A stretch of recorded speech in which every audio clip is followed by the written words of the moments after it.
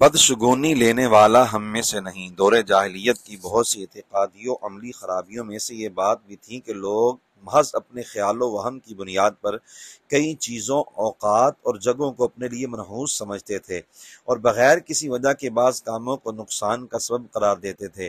ان کا اللہ تعالیٰ کی تقدیر اور قدرت پر ایمان تو تھا نہیں، چنانچہ شیطان ان کے ذہنوں میں جو وسوسہ ڈالتا وہ اسے حقیقت سمجھ کر ذہن میں بٹھا لیتے اور اسی کے مطابق عمل کرنے لگ جاتے۔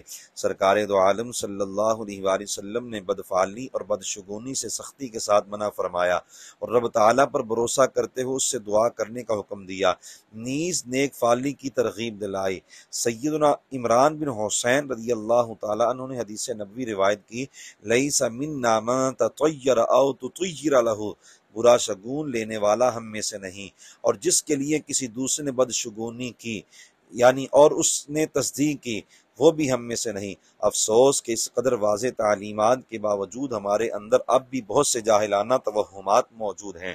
مثلا نمبر 1، کالی بلی یا ناپسندیدہ شخص راستے میں آ جائیں تو کوئی نحوست پیش آتی ہے۔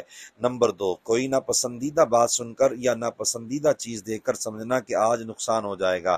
نمبر 3، دائیں آنکھ پھڑکنے لگے تو کسی مشکل کا سامنا کرنا پڑتا ہے۔ نمبر 4، خالی کینچی چلانے یا دوسرے کا کنگا استعمال کرنے سے لڑائی ہو جاتی ہے۔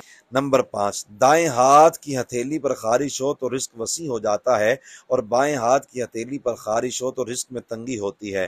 نمبر 6، کوئی پیچھے سے آواز دے کر بلائے تو کام خراب ہو جاتا ہے۔ نمبر 7، پاؤں کے تلوے میں خارش ہو تو سفر پر جانا پڑتا ہے۔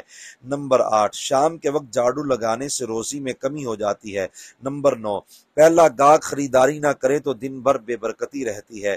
نمبر 10، ستاروں کے ذریعے مستقبل کا حال معلوم ہو جاتا ہے۔ نمبر 11، طوطے وغیرہ سے فال نکالنا اور پسندیدہ نہ ہونے کی صورت میں اسے نقصان کا سبب سمجھنا۔